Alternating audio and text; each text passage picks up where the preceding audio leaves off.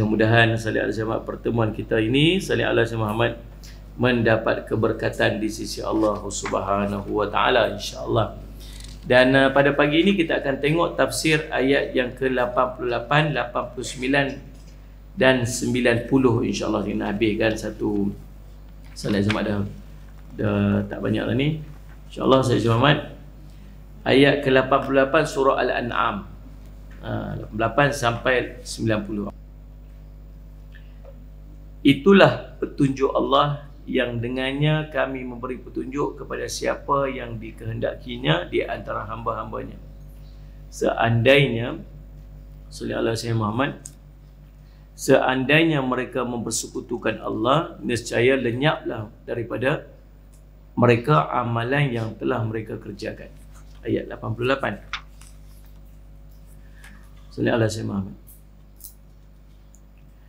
Ayat 89. Mereka itulah orang-orang yang telah kami berikan kitab, hikmah dan kenabian. Jika orang-orang Quraisy itu mengingkarinya, maka sesungguhnya kami akan menyerahkan kepada kaum yang sekali-kali tidak akan mengingkarinya. 89. Ayat 90 tak ada dekat Sallallahu Alaihi Muhammad. Dalam Sallallahu Muhammad tafsiran tu, Sallallahu kita tengok maksud dia.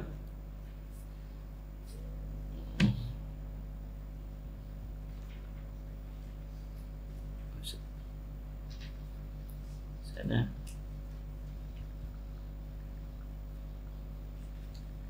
tak ada kesuai.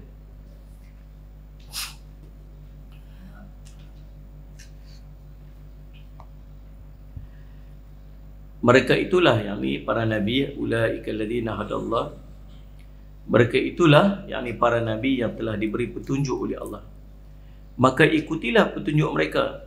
Katakanlah yakni Muhammad, aku tidak meminta balasan atau imbalan kepadamu dalam menyampaikan Al-Quran. Al-Quran itu tidak lain hanyalah peringatan untuk yakni segala umat di seluruh alam. Ayat 88, 89 dan 90 surah Al-An'am, surah yang ke-6. Tengok tafsiran dia pada muka surat yang ke Sallallahu Alaihi Muhammad yang ke-253, perenggan yang pertama. Allah berfirman, "Dzalika hudallahi yahdi bihi man yasha'u min ibadihi." Itulah petunjuk Allah yang dengannya dia memberi petunjuk kepada siapa yang dikehendakinya di antara hamba-hambanya. Artinya, mereka meraih semua kurnia itu berkat daripada pertolongan Allah yang diberikan kepada mereka. Siapa yang dimasukkan mereka itu? Para nabi dan para rasul. Sebelum tu Allah cerita beberapa nama Sallallahu Alaihi Muhammad di kalangan para nabi dan para rasul Sallallahu Alaihi Muhammad. Ishaq, wa wahabna lahu Ishaq wa Yaqub kulla hadaina wa Nuhan hadaina min qabl wa min dhurriyyatihi Dawud wa Sulaiman wa Ayyub wa Yusuf wa Musa wa Harun kadzalika najzil muhsinin wa Zakaria wa Yahya wa Isa wa Ilyasa kullu minas salihin wa Ismail wal Yasa'a Sallallahu Alaihi Muhammad wa Zakaria wa Yahya wa Isa wa Ilyas kullu minas salihin wa Ismail wa Ilyasa wa Yunus wa Lut kullan faddalna 'alal alamin. Sallallahu Alaihi Muhammad. Jadi ni semua senarai-senarai para nabi dan para rasul yang berasal daripada Nabi Ibrahim alaihissalam. Ini keturunan daripada Nabi Ibrahim alaihissalam. Dan Allah sambung pada ayat ini kata apa? Sallallahu Alaihi Wasallam, "Dzalika hadallahu yahdi bihi man yasha'u min ibadihi." Inilah petunjuk Allah yang dengan dia akan beri petunjuk kepada siapa yang dikehendaki di antara hamba-hamba dia. Sallallahu Alaihi Wasallam. Jadi hamba Allah ni Sallallahu Alaihi Wasallam yang mendapat hidayah ni ialah daripada kalangan yang dipilih oleh Allah SWT. Bukan semua orang dapat jalan-jalan hidayah. Untung kita ni Allah pilih dapat jalan hidayah. Sallallahu Alaihi Wasallam. Allah pilih, Allah bagi hidayah ni kepada siapa yang Allah kehendaki. Betul. Kadang-kadang tugas kita ni untuk nasihat, Tugas kita ni untuk menyampai. Adapun hidayah tu semua balik pada Allah SWT. Tengok kadang-kadang ada orang buat maksiat. Tengok kadang-kadang. Tadi kan kadang-kadang bukan orang jauh. Kadang-kadang daripada kalangan di keluarga kita sendiri. Tugas kita nasihat. Tugas kita tegur. Sallallahu alaihi wasallam. Dia nak ikut, dia tak ikut. Sallallahu alaihi wasallam. Itu bukan tanggungjawab kita lagi. Itu semua hidayah daripada Allah. Cuma sedih lah kadang-kadang. Yang kita ni 20 lah nak buat ibadat. 20 lah nak jadi orang baik. Yang mulai tiap-tiap hari. Baca Quran. Tapi anak-anak tak mau. Anak-anak tak mau. Sallallahu alaihi wasallam. Kalau takat semayang-semayang tu kita boleh tahan kira lagi. Mayang-mayang lah tapi tak mau. Dia nak pergi masjid tak mau. Tapi mayang dia jaga juga. Sallallahu Muhammad. Nak buat lebih-lebih kita 20. Buatlah mayang sunat Zat. Bacalah Quran Zat. Sallallahu alaihi Muhammad. Dia tak apa-apa mau. Tapi dia jaga semayang. Kita pun duk peduh-peduh lah hati kita. Tak apalah dia boleh semayang pun tak apalah. Jaga semayang tak apalah. Peduh hati kita lah. Tapi sedih lah. Sedih kan? Sedih kan? Sebab kita ni dah melalui zaman tu. Kita melalui zaman-zaman gelap kita dulu ni. Zaman kita salah jalan. Kita tak patut ikut jalan tu. Tapi kita dulu kita tahu kita jahil. Kita terjebak ikut jalan tu. Kita buat benda-benda tak patut kita buat. Bila kita dah buat, kita tahu jalan tu tak betul. Kita tak maulah anak kita ikut jalan tak betul tu. Lepas tu kita duk tegur dia, kita nasihat dia jangan duk buat lagu tu. Tapi dia tak mau dengar kat kita. Sedih kita. Duk abang tak usah duk buat itu. Takkan kita nak cerita. Duk buat macam tu. Aku dulu pun duk buat lagu tu dah. So aku tahu lah gitu. Kalau kita cerita macam tu, dia akan direspect kita. Dia akan hilang respect. Sebab tu mak kena jaga mulut, ayah kena jaga mulut. Ayah kena duduk tegak-tegak pun. Buatlah gitu sikit. Janganlah dia buat macam tu apa semua. Selagi mak dia kita buat dah. Pak hang tu pun baru je. Dulu teruk pada hang lagi dia kata kat dia. Jadi anak tu akan hilang respect dah. Anak tu rasa macam aku. Dia bukan hilang. Anak dia tu tak rasa macam tak. Pasal apa dia nak kena buat? Pasal apa dia nak kena tinggal padahal pak dia dulu buat? Sebab tu dalam bab menegur sallallahu alaihi Muhammad, kalau ada di kalangan orang-orang yang terkenal kebaikan dia, kenal soleh dia melakukan kesilapan dalam hidup dia. Dia terkenal baik, dia kenal orang baik dia. Kalau orang semua kenal dia kata dia ni orang baik. Tak kisahlah dia siapa. Kadang dia tu imam, kadang dia AJK masjid, tapi orang kata dia baik lah. Tiba-tiba dia buat salah, dia terbuat salah. Nombor satu, kita kena yakin, kita kena letak husnudzon dalam diri kita bahawa orang-orang yang nak jadi baik ni dia takkan sengaja buat salah, melainkan dia tersalah. Mana sih? Tapi kita ni lagi orang tu orang baik, lagi kita kata apa? Itu sajalah buat. Kita punya passion macam tu. Betul-betul 3 hari lepas keluar cerita di Indonesia, seorang guru tahfiz rogol anak-anak pelajar dia sampai ada di kalangan dia yang mengandung. Dia keluar lah tu. Ustaz rogol pelajar sampai mengandung. Ustaz dijatuhkan hukuman sebab merogol pelajar di sekolah tahfiz. Ini dia panggil apa? Berita-berita separuh masa. Saya dapat satu komen daripada seorang sahabat. Dia kata apa? Sebenarnya apa yang berlaku itu ialah sekolah yang mempelopori ajaran-ajaran Syiah. Jadi pada sisi Syiah ada satu benda nama mut'ah. Bagi mereka tu ada pahala pula. Jadi bila dia buh rambam itu, maka orang semua orang kenal kalingan-kalingan kita. Inilah ustaz-ustaz tahfiz. Inilah sekolah-sekolah tahfiz. Tu jadi betul lah cerita. Kadang-kadang Sallallahu Muhammad ada di kalangan kita yang Sallallahu Muhammad yang nombor satu kadang dia terkenal dengan kebaikan, dia orang baik. Lalu tiba-tiba dia tersalah. Kita ni yang nampak tu nombor satu sekali, kita jangan duk sangka buruk dia. Tambah-tambah dia di kalangan guru-guru kita. Imam Ghazali sebut, bila kamu melihat guru kamu melakukan sesuatu yang bercanggah dengan ilmu dia, dia habaq kata, jangan buat macam ni. Tapi nampak dia buat macam tu. Bersangka baiklah dengan dia, kata Imam Ghazali. Sangka baik, ajak sangka baik. Sebab dalam kurungan dia cerita, kalau kita tahu kata benda tu tak baik, dia lagi tahu kata benda tu tak baik. Dia lagi tahu. Maka mungkin apa yang dia buat tu, dia tahu. Ni contohlah kata, tengok dia duduk jalan, dua orang dengan orang perempuan. Kita nampak je. Ni ustaz ni. Siapa pula tu? Kita pun ambil gambar. Kita pun kita hantar kat. Mula-mula ni kita hantar kat bini kita dulu. Tengok ni macam ni lah ni. Siapa ni? Ustaz ni. Ni perempuan mana pula ni? Ni bukan bini dia ni. Macam tu.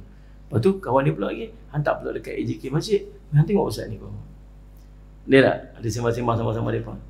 Paling tidak 4-5 orang dah sampai dah cerita tu. Dan masing-masing dah start sangka dah ni. Ada apa salah Pit?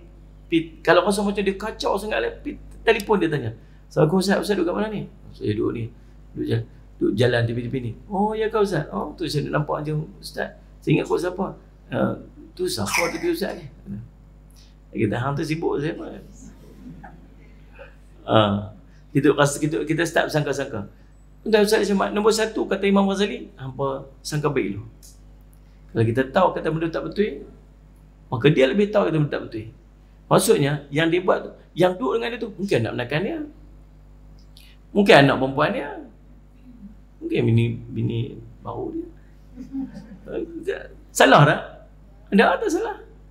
Ya tak? Mungkin orang yang rapat dengan dia, mungkin siapa-siapa. So, maksudnya kalau kita tahu kata, nombor 1 sangka baik. Kalau tak mampu sangka baik, tanya. Jangan duk cakap sama kita sebab dia tak akan pergi ke mana. Dia tak habis. Dia pusing tu. Ya, aku pun tak tahu. Siap aku tanya orang ni. Orang tanya, mana aku tahu. Tanya orang tu lagi. Orang tu 10 orang dah. Benda tu tersepak. Padahal tak cari penyelesaian. Nak selesai macam mana? Tanyalah dia. Dia tahulah. Ya, Ustaz Syamad. Tuan-tuan yang dalam sekalian. Kadang-kadang bila kita melihat ada orang-orang yang salah, orang-orang yang baik melakukan kesalahan, kita nampak tu salah. Kalau tuan-tuan nak tegur dia, tuan-tuan kena tegur dia secara perlahan, senyap. Pergi tegur secara senyap. Pasal apa? Pasal orang lain akan mengambil kesempatan atas kesilapan yang dia lakukan untuk mereka pun buat salah tu. Contoh kata tu imam, kita terbuat salah, buat satu salah. Kemudian kita pun pergi hamak kat orang awam. Tahu tak ni tu imam kita buat macam tu? Tahu tak kata tu imam kita buat macam tu? Tahu tak kata imam ni? Saya ni tegak apa? Tulis kat dalam Facebook rumah. Inilah selayaknya seorang imam dia tak boleh buat macam ni. Ini boleh pergi dia apa sebagainya. Dia tulis dalam Facebook. Tahu tak ada geng-geng kat luar tu yang akhirnya boleh buat benda tu dan dia guna alasan apa? Tu imam boleh buat, takkan aku tak boleh buat? Faham tak ni? So dia menggunakan alasan tu untuk buat salah. Sama macam kes kita dengan anak-anak kita. Relate kau tu pula. Dan biasalah kita buat salah. Bukan cerita suami kita. Kita pun biasa buat salah. Bukan cerita isteri kita. Kita pun biasa buat salah. Dalam hidup. Bila kita dah buat salah dulu, kita dah semua dah perbetul diri dah. Jangan duk sebut dah benda salah. Tambah-tambah depan anak-anak. Kita duk perbetul anak-anak. Salih Muhammad. Kita pula duk cerita. Ni janganlah duk pi pusat-pusat karaoke tu. Tak boleh. Terus duk pi lah tu semua ni. Bayang kalau jadi puak-puak kat waktu tu cerita kat anak dia. Dia kata, puak dulu, karaoke mana puak tak pergi? Dia duk abang kat puak dia, anak-anak jangan duk buat. Lepas tu dia kata dia dulu buat. Kenapa Syamad? Kami sama ngamak sekali lah. Tapi kata, api dua-dua orang kata apa? Nyanyi lagu ni, Dinda, Kanda, tu lah lagu favourite kami dua-dua orang. Dia duk cerita, anak dia tengah dengar. Lah hati dia kata apa? Dia tak pergi kopi tapi dia duk pergi. Bahkan dia duk cerita dalam keadaan dia bangga-bangga apa dia buat. Lepas tu dia tak bagi kopi. Dia pun tak boleh nak justify pasal apa dia boleh buat tiba-tiba dia tak boleh buat. Mak ayah dia boleh buat dia tak boleh buat. Faham ni? Dalam keadaan kita nak mendidik kadang-kadang kita ni biasa buat salah. Sebab tu Nabi SAW dulu waktu Nabi SAW diangkat menjadi Rasul, Allah pelihara Nabi SAW daripada kecil langsung tak pernah buat salah. Dia panggil maksum sallallahu alaihi Muhammad. Terpelihara Nabi daripada dosa sebelum dan selepasnya. Pasal apa? Pasal nak jaga credibility Nabi SAW. So kalau Nabi SAW dakwah lepas itu orang tak boleh nak petikai lah. Allah hang dulu pun teruk juga. Nak ajak kami apa semua, hang dulu pun buat macam tu juga. Tak ada. Nabi langsung tak ada ruang untuk dibuat macam tu.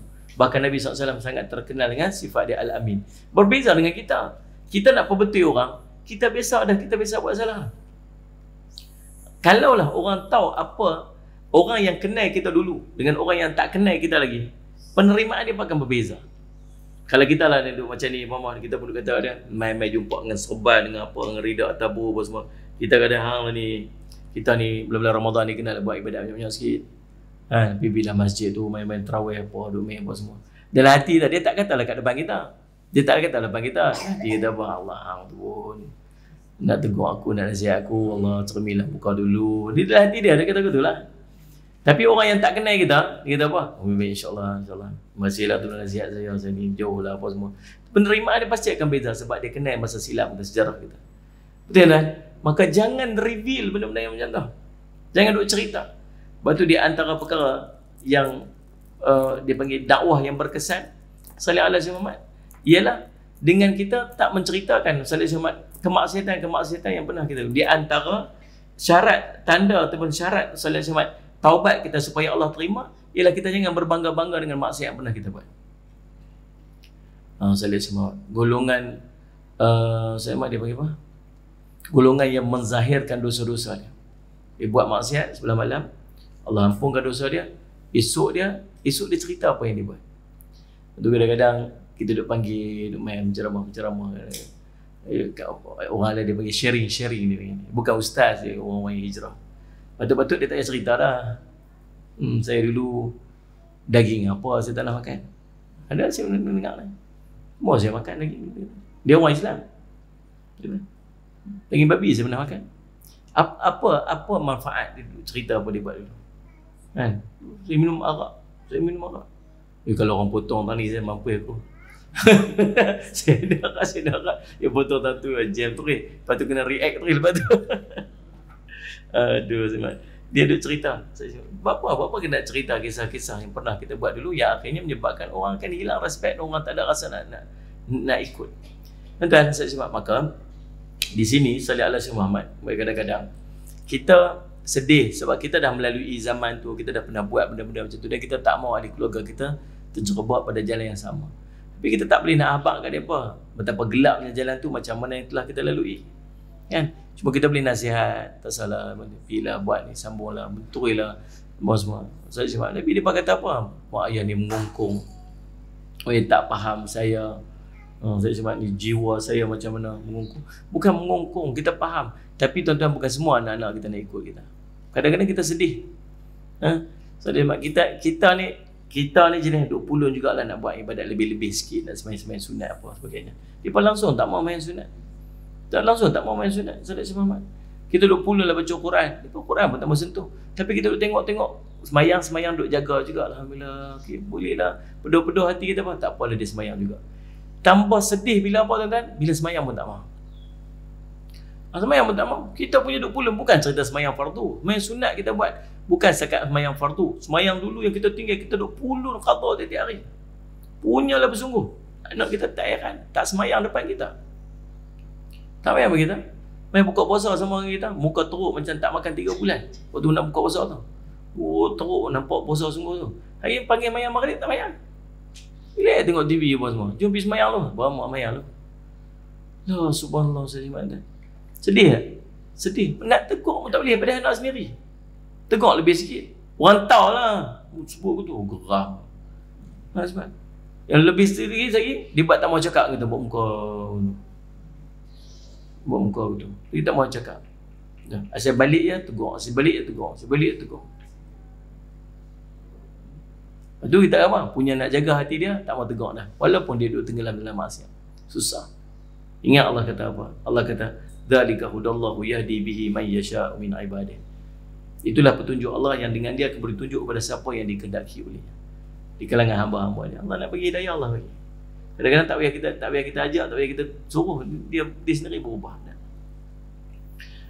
Salli ala Sayyidina Muhammad. Walau asyraku la habita anhum ma kanu ya'malun. Seandainya mereka mempersekutukan Allah, nescaya lenyaplah daripada mereka amalan yang telah mereka kerjakan. Ini sebagai peringatan keras atas besarnya masalah kesyirikan. Kalau dia ni subhanallah tiba-tiba syirik pada Allah, habis lenyap semua pahala-pahala apa Allah tak kira. Allah sebut merujuk kepada para nabi yang Allah sebut sebelum tu. Hebat aku bagi hidayah, aku bagi petunjuk. Kalau dia buat syirik pada Allah, saudara jemaah, habis semua. Allah pesan dekat kita ni. Lepas tu jangan buat benda syirik pada Allah. Saudara jemaah. Syirik nombor 1 dia panggil syirik akbar. Syirik akbar ni kita tak buatlah kot. Syirik akbar ataupun syirik saudara jemaah dia panggil syirik jali, syirik yang terang. Syirik akbar ni syirik besar, pergi sembah berhala lah, pergi buat benda-benda yang tak patut. Urusan agama orang lain kita pergi duk sibuk. Ya, saudara Muhammad. Dulu-dulu mana ada orang duk pakai macam Deepavali dekat orang Melayu tak pakai Dulu mana ada orang duk pakai macam Santa Claus pasal musim Christmas. Lah ni asal masuk musim agama perayaan orangnya, anak-anak kita duk sibuk duk pakai lagu tu. Orang dah tak heran lah sebagainya. Orang dulu topi cepiau pun dia tak pergi pakai. Topi tu kan, topi sudu tu tak pergi pakai. Pasal sama macam orang-orang tu penjajah lah macam apa. Tak bagi pakai bow, tak bagi pakai tie, tak mau. Ni macam penjajah. Orang-orang hidup main perosak agama kita, tak bagi, tak setuju. Saya si Muhammad. Dan ni ustaz pun pakai topi cepiau. Kan?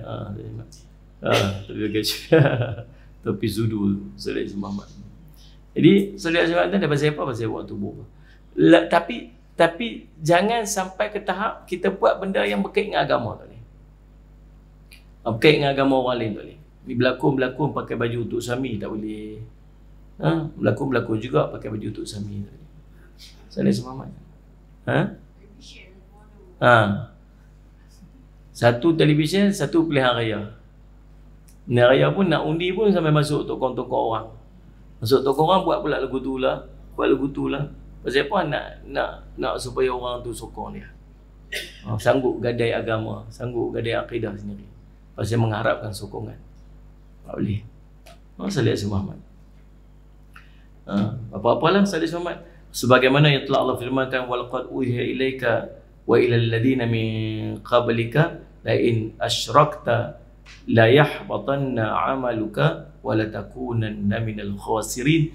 Dan sesungguhnya telah diwahyukan kepada kamu dan kepada nabi-nabi yang sebelum, jika kamu persekutukan Tuhan, nescaya akan dihapus amalmu dan tentu kamu termasuk orang-orang yang rugi.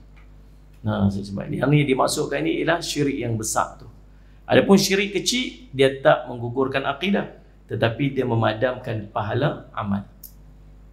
Pahala amal tak ada. Syirik kecil ni apa? Riaknya, sum'ah dia. Dia bagi syirik kecil. Nak tunjuk, nak cerita ke orang.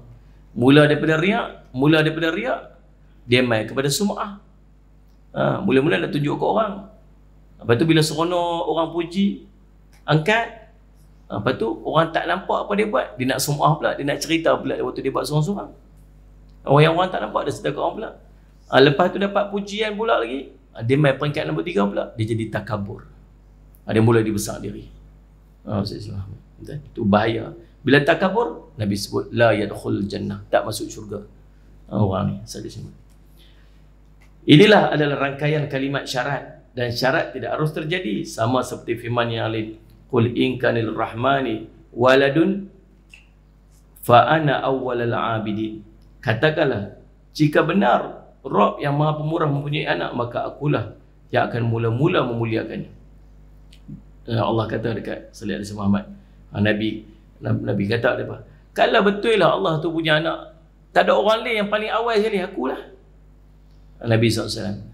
Allah pesan Rasulullah Nabi SAW kata gitu, Az-Zukhruf. Tapi tak juga firmannya, lau aradna an nattakhidha lahwan lattakhadnahu min ladunna in kunna fa'ilin. Sekiranya kami hendak membuat sesuatu permainan, yakni isteri dan anak, tentulah kami membuatnya di sisi kami.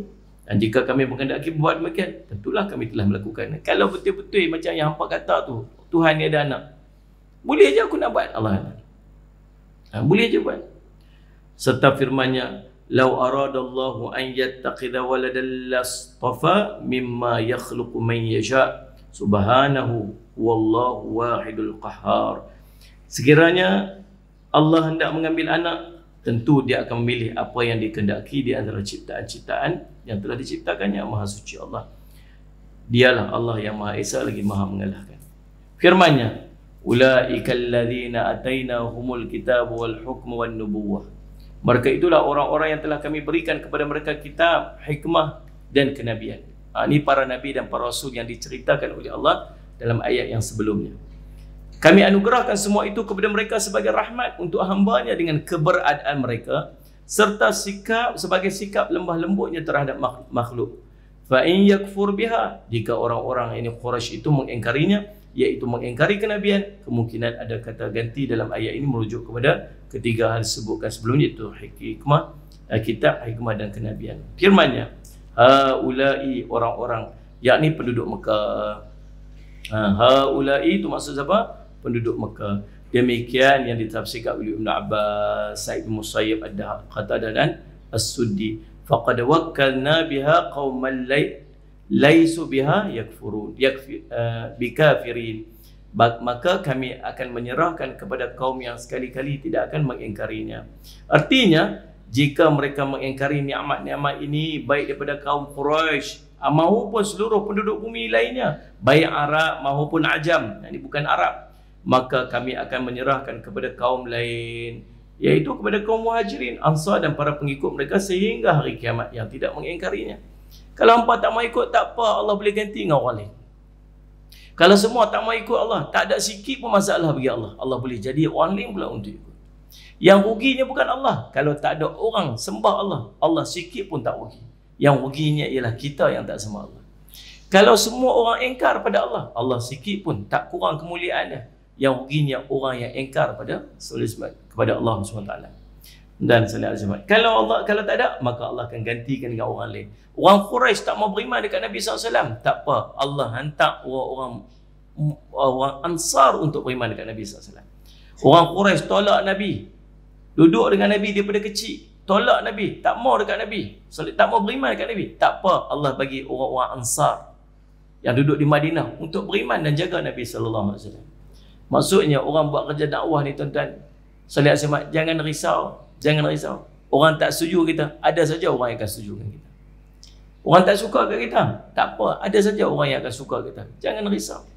Soalnya Allah Muhammad, bila kita duk buat kerja yang berkait dengan agama ni, bukan semua orang suka. Bukan semua orang suka. Dia buat madrasah ni, dia ingat orang semua suka ke? Salih Muhammad. Ada orang tak suka, ada orang benci, ada orang cakap macam-macam, ada. Tapi ada aja orang suka. Pasal apa duk kisah dengan orang yang tak suka? Salih Muhammad. Kata Imam Habib Abdullah Haddad dalam kitabnya Nasihat Agama Wasiat Iman, dalam bab taqwa, dalam tajuk kecilnya amar makruf nahi munkar, disebut kalaulah semua orang suka bila kamu buat amar makruf nahi munkar, itu menunjukkan bahawa ada yang tak kenal dengan amar makruf nahi munkar. Kamu buat amar makruf nahi munkar, ajak orang buat baik, halang orang maksiat, tiba-tiba semua orang suka, itu menunjukkan bahawa ada benda yang tak kenal. Pasal sifat amar makruf nahi munkar mesti ada orang tak suka. Tapi buat apa nak kisah dengan orang tak suka? Orang buat kerja pasal orang tu kah? Orang kata. Buat kerja pasal dia kah? Tak. Buat kerja pasal Allah. Allah suruh. Kisah apa orang kata? Kisah apa Allah kata? Tapi jangan melampau. Cakap bahasa bukan-bukan. Aku kisah apa orang kata? Aku kisah apa Allah kata? Allah kisahlah kalau hang cakap bahasa yang bukan-bukan. Cakap bahasa kasar. Cakap bahasa wajak. Bagi hamu perendah orang, pelikih orang. Lepas tu dia kata apa? Bila orang tegur dia kata, aku kisah apa orang kata? Aku kisah apa Allah kata? Dia tak tahu bila dia cakap bahasa itu, Allah pun kisah dia kata apa? Betul tak? Faham tak faham dia kata? Kalau nak jaga perkataan kita di sisi Allah. Maka kalau kita jaga perkataan kita di sisi Allah, kita akan bercakap dengan bahasa-bahasa yang baik. Betul kan? Sebab Allah suruh kita bercakap perkataan yang baik. Allahumma salli ala sayyidina Muhammad. Jadi yang tidak mengingkarinya iaitu sedikit pun tidak mereka ingkari, serta tidak mereka tolak barang satu huruf pun. Sebaliknya mereka imani semuanya, baik yang muhkam maupun mutasyabih. Semoga Allah berkenan memasukkan kita dalam golongan mereka yang dengan kemuliaan dan kebaikannya. Kata apa? Amin ya rabbal alamin. Selanjutnya Allah berfirman, berbicara kepada hamba-Nya, kepada Rasulnya Muhammad, ulaika, mereka itulah, yakni para nabi yang disebut berikut bapa-bapa dan keturunan serta saudara-saudara mereka itu daripada Nabi Ibrahim AS turun sampai Nabi Isa AS. Itu yang Allah sebut semua tu. Mereka itulah, sallallahu alaihi wasallam Muhammad, alladzina hadallah, telah diberi petunjuk oleh Allah. Maksudnya mereka lah yang layak mendapat hidayah, sallallahu alaihi wasallam Muhammad, bukan yang lain. Fabi hudahumul humuqtadih, maka ikutilah petunjuk mereka. Para nabi, para rasul dah dapat hidayah, dapat petunjuk. Tugas kita ialah untuk ikut petunjuk para nabi dan para rasul tu. Nabi dan para rasul tak ada lagi dah dengan kita lah ni. Yang tinggal dengan kita ni pewaris nabi dan pewaris para rasul. Siapa dia pewaris dia tu? Alim ulama. Al-ulama warasatul anbiya. Ulama tu pewaris nabi. Ikut alim ulama, kita selamatlah. Ada orang kemarin dia post dekat dalam Facebook dia, dalam dalam media sosial dia. Dia kata, kita kena belajar untuk tidak lagi duduk dengan ulama. Gitu. Itu. Dia sebut itulah lebih kurang. Kena belajar untuk tak duduk. Apa macam perkataan dia saya baca. Allahumma salli ala Sayyidina Muhammad.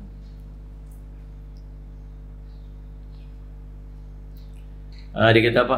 Buktikan kita mampu hidup tanpa ulama. Dia sebut tu. Buktikan kita hidup. Kita boleh buat keputusan sendiri. Kita boleh baca sendiri. Kita boleh nilai sendiri. Kita boleh reti. Lebih kurang lagu tu lah kot. Siapa kita ni? Yang salih Muhammad. Kereta rosak pun biar hantar komen. Apa baiklah sendiri? Tengok Google. Tengok YouTube macam mana cara nak buat. Punggah enjin tu sendiri. Nak makan. Tak usah duduk pergi masak. Masak sendiri. Cari sendiri. Salih Muhammad. Nak buat apa? Buat sendiri. Kita tak akan mampu untuk hidup dalam keadaan tanpa panduan daripada ulama. Tapi orang dah mula buat main peranan-peranan macam tu dalam hidup kita ni supaya kita ni pisah jauh-jauh diri daripada ulama. Tuan-tuan, saya nak pesan ni yang duduk dekat depan kita ni, yang duduk yang tengok ni. Kalau semua orang tak mahu ulama, pastikan kita duduk dengan ulama. Kalau siapa pun tak mahu ulama dah, biar kita tetap kekal bersama ulama. Pasal kita tak ada jalan melainkan kita kena panduan ulama dalam hidup kita. Tuan-tuan nak bangkit dengan Nabi SAW. Saya nak bangun dengan Rasulullah. Nak bangun dengan Rasulullah, ikut panduan ulama. Kamu akan bangun dengan Rasulullah SAW. Sallallahu alaihi wasallam. So nak ikut sunnah Nabi SAW. Nak ikut sunnah Nabi, ikut panduan ulama. Sebab tak ada orang yang kenal sunnah Nabi lebih daripada alim ulama. Betul tak ni? Saya nak sayang dekat Nabi SAW. Nak sayang kat Nabi, ikut ulama. Sebab tak ada orang yang lebih sayang kat Nabi melainkan ulama. Betul tak ni? Kita tak tahu jalan dia. Dia pun tahu, ikutlah. Allah Rabbi, tuan-tuan, macam-macam dia bola ni sallallahu alaihi wasallam. Maka tugas kita ialah kita ikut Nabi sallallahu alaihi wasallam, ikut yang telah diberikan petunjuk oleh Allah SWT. Selanjutnya sallallahu alaihi wasallam, artinya teladanilah dan ikutilah mereka sekalipun perintah ini ditujukan kepada Rasulullah, namun umatnya juga termasuk dalam syariat dan perintahnya ini sallallahu alaihi wasallam. Okey, firman-Nya yang terakhir tu yang muka surat sebelah tu. Yang di bawah dia syarahnya. Qul la as'alukum alaihi ajra. Katakan wahai Muhammad, aku tidak meminta upah kepadamu dalam menyampaikan Al-Quran. Yang ni, aku tidak minta upah daripada kamu atas pekerjaan menyampaikan Al-Quran ni kepada kamu, kata Nabi SAW. Allah suruh bagi tahu dekat mereka tak mau ikut sangat. Aku bukan minta upah pun daripada kamu ni. Suruh ikut je. Bukan minta duit pun, kata Nabi SAW. Ikut dia. Kalau minta duit tu bolehlah kita nak ikut, tak mau ikut, aku tak mau dengar, aku bayar kan. Gitu aku yang bayar. Maka di sini timbullah perbincangan tentang Sayyidina Muhammad, orang-orang yang guru-guru Quran. Boleh ataupun guru Quran minta upah. Boleh ataupun tidak guru-guru Quran minta upah. Sallallahu alaihi wasallam. Itu perbincangan yang sangat besar tentang boleh tak guru-guru Quran ni minta upah. Ada dua kelompok besar dalam membahaskan tentang isu ni. Nombor satu, kelompok yang sallallahu alaihi wasallam menyebutkan bahawa tidak boleh mengambil upah mengajar Quran. Yang ini mazhab Hanafiyah. Mereka mengatakan bahawa orang yang memberikan ataupun mengambil upah tersebut sama-sama berdosa. Orang yang bagi pun berdosa, orang yang terima pun dosa. Disampaikan oleh kalangan Hanafiyah, yakni bahawa ikat ijarah, akad ijarah untuk membaca Al-Quran merupakan perkara yang batal dan hukum asal daripada akad ijarah atas mengajar Al-Quran adalah tidak diperbolehkan. Itu pendapat yang pertama. Pendapat yang kedua, Imam Malik dan Imam Asy-Syafi'i berpendapat bahawa boleh mengambil upah atas jasa membaca dan mengajar Al-Quran. Yang ini boleh. Pendapat ini diriwayatkan oleh Imam Ahmad dan juga disampaikan oleh Abu Qalabah, Abu Thur dan Ibnu Munzir. Hal ini didasarkan bahawa Rasulullah SAW pernah menikahkan seorang lelaki dengan mahar hafalan Al-Quran. Sehingga di sini dapat diketahui bahawa Rasulullah menempatkan Al-Quran di posisi mahar. Maka dengan landasan ini diperbolehkan mengambil upah atas Al-Quran atas nama akad ijarah sebab ada nilai. Ada nilai, boleh dia berlaku akad. Ini disebutkan oleh Kementerian Waqaf dan Urusan Keagamaan Kuwait. Dalil disebutkan dalam Sahih Bukhari, inna haqqa ma akhadtum alaihi ajran kitabullah. Sesungguhnya yang paling berhak bagi kamu untuk diambil upahnya ialah Al-Quran. Kalau cerita ramai-ramai orang yang nak minta upah, orang yang paling layak kita bagi upah ialah orang ajar kita Quran. Yang kerti baca Quran yang akhirnya nak masuk syurga dapat segala nikmat ni, salih ala Muhammad. Oh, akhirnya dapat masuk syurga nikmat. Tahu? Kes apa? Kes ada seorang dulu ajak kita Quran. Tiba-tiba kita kata apa? Hang tak layak untuk terima. Oh, kalau orang ajak kita masuk saham, bayar ribu-ribu. Ajak kita bisnes ni, bayar puluh-puluh ribu. Ajak kita berniaga yang tu, oh bayar puluh-puluh ribu. Ajak macam-macam, bayar banyak-banyak. Tapi tentang Quran, tak usah bayar. Kena ikhlas-ikhlas saja. Yang salih Muhammad. Akhirnya dia hidup macam mana? Sebab tu, salih ala Muhammad, Syekh Al-Hafiz Al-Mubarakpuri menyatakan, hadis di atas digunakan oleh jumhur ulama untuk membolehkan mengambil upah membayar Al-Quran. Salih ala Muhammad. Tidak ketinggalan, ulama tafsir juga menyuarakan pendapat perihal hukum mengambil upah mengajar Al-Quran dan ilmu-ilmu agama yang lain. Syekh Muhammad Ali As-Sabuni dalam kitabnya Salih ala Muhammad menyebutkan bahawa dalam ayat surah Al-Baqarah 159-160 Salih Muhammad ada, dia kata mengambil upah daripada mengajar Al-Quran dan ilmu-ilmu agama yang lain. Menurut ulama mutaakhirin, mereka membincangkan bahawa seandainya mengambil upah tidak diperbolehkan, maka akan ada banyak orang yang tidak peduli lagi mengajar Al-Quran maupun agama yang lain, sebab mereka lebih sibuk dengan urusan dunia yang bersifat duniawi, sehingga hal ini menyebabkan mereka berpaling daripada belajar dan mengajar Al-Quran ataupun ilmu-ilmu agama yang lain. Ya, dah kalau semua ustaz-ustaz yang mengajar apa tak boleh ambil apa, tak boleh ambil apa-apa, depa terpaksa buat apa? Depa terpaksa cari kerja. Terpaksa lah pergi kerja untuk cara hidup depa. Biasa kerja, cara hidup depa. Siapa nak ajar Quran? Akhirnya semua orang tak erti Quran. Maka patut apa? Patut orang macam ni lah kita jaga, supaya dia terus menyampaikan ilmu dekat kita, supaya kita terus faham dengan Quran. Kadang dia tak minta, tuan-tuan bagilah. Bukan semua minta. Jadi kata Syekh As-Sabuni, dia kata, mengapa tidak saja kita ikuti pendapat ulama mutaakhirin yang mengatakan boleh mengambil upah? Mengingatkan ilmu syariat akan terancam dan lenyap jika tidak ada lagi yang mahu belajar ataupun mengajar Al-Quran. Wallahu a'lam. Allah sebut dalam ayat ni, Allah sebut in huwa illa dzikra lil alamin. Al-Quran itu dia hanyalah peringatan untuk seluruh umat. Artinya dengan agar Al-Quran itu mereka sedar dan ingat untuk selanjutnya mendapat petunjuk daripada kebutaan menuju hidayah, daripada kesesatan menuju petunjuk, daripada kekafiran menuju keimanan, insya-Allah. Mudah-mudahan jadi manfaat pada kita. Saya minta ampun, minta maaf salah silap. Aku qauli hadza wa astaghfirullah li wa lakum. Wassalamualaikum warahmatullahi wabarakatuh. Bismillahirrahmanirrahim. Alhamdulillahirabbil alamin wassalatu wassalamu ala rasulil amin sayyidina Muhammadin wa ala alihi washabihi ajmain. Allahumma faqihna fid din wa 'allimna ta'wil waj'alna min ibadikas salihin wa hdina siratal mustaqim. Allahumma arina haqqan haqqan warzuqna ittiba'ah wa arina batila batilan warzuqna ijtinabah. Wa sallallahu ala sayyidina Muhammad wa ala alihi wasallam. Alhamdulillah. Saya tunggu saja.